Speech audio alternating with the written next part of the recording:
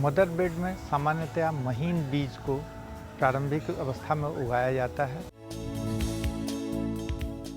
महीन बीज को मदर रेज बेड में उगाया जाता है। ऐसे बीजों को जो है उगाने के पूर्व मिट्टी के डस्ट या राख में दोनों मिला करके आधा आधा बीज आधा जो है सो राख मिला लेते हैं और इसके बाद जो रेज बेड के टॉप पर सतह पर भुड़काव हो जाता है। इसके बाद उसके ऊपर से खर से या पुआल से पतला चादर की तरह ढक दिया जाता है और फिर उस पर जो है सो पटवन नीचे में किया जाता है, जो उसका नीचे वाला सिरा है, और उस गड्ढे से पानी रिस करके उसको मॉइस्चराइज कर देता है। इस तरह से 5 से 7 दिनों के बाद बीज की जो प्रजाति के आधार पर उसमें छोटे छोटे शिशु पौधे जो है सो निकलने शुरू होते हैं। जब ये पौधों में 3-4 पत्तियां आ जाती हैं, उस समय धीरे धीरे वो पुआल या खड़ जो है उस पर से रेज बेड पर से हटा दिया जाता है।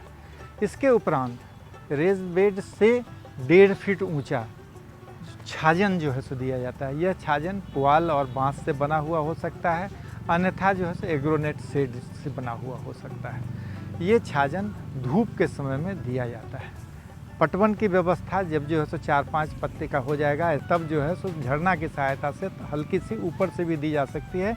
वैसे नीचे में दिया हुआ पानी जो है सो उसके पोषण के लिए यथेष्ट होता है। इस तरह से पौधे का रख रखाव करने के बाद जब 3-4 इंच का हो जाता है तो उसमें ट्यूब बेड में हम लोग लगाते हैं। लगाने के लिए एक नुकीला जो है सो बांस का डंडा रखा जाता है, एक 6 इंच 8 इंच का, और उससे छेद कर देते हैं और जो मदर बेड से निकला हुआ ट्यूब शिशु पौधा है उसके जड़ को अच्छी तरह से निकालने के बाद पानी से धो देते हैं और उस जड़ को सीधा उसमें डालना चाहिए। यह ध्यान रखना चाहिए कि वो जड़ मुड़े नहीं और सीधा जो है सो उसमें जाए, और इसके बाद फिर एक जो है सो बगल में छेद करके उसको दबा देना चाहिए जिससे कि वो सीधा खड़ा उस ट्यूब में हो।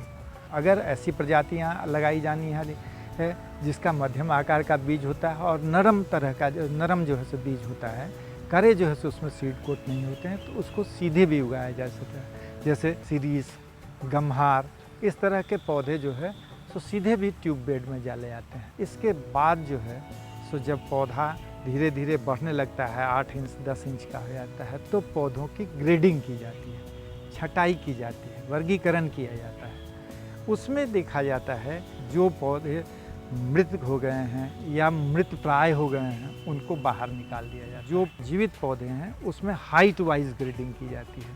अगर पिरामिडल सेट में भी हम अगर पौधे को अलाइन करके रखते हैं तो देखते हैं कि 15-20 दिन जाते जाते किनारे का पौधा ज़्यादा अच्छा धूप लगने के कारण वह कैचअप करके बीच वाले पौधे की हाइट को जो है सो ग्रहण कर लेता है।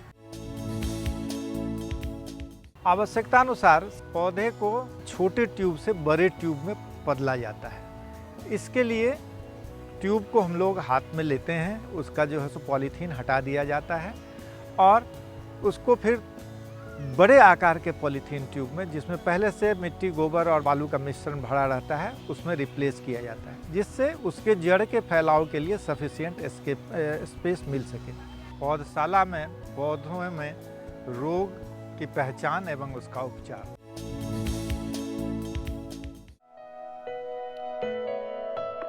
रख रखाव नित्य प्रति दिन की प्रक्रिया है।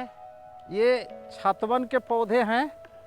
इसमें प्रायः बरसात के दिनों में या बरसात के समाप्ति के क्रम में फंगस का बहुत बुरा माने कुप्रभाव पड़ता है और ये उड़ जाते हैं पौधे।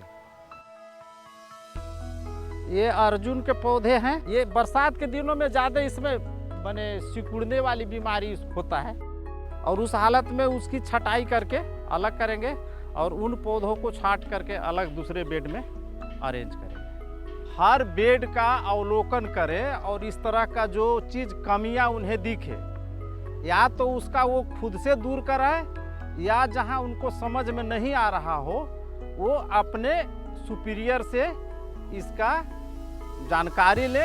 हिदायत किया जाता है कि जब भी अगर आपके नज़र में, आपके संज्ञान में कमज़ोर पौधे, चाहे वो कीट जनित व्याधि से हों या किसी और कारण से सूख रहे हों, उनकी तुरंत वहाँ से निकलवा करके अलग रखें और उसका प्रॉपर उपचार कराएं।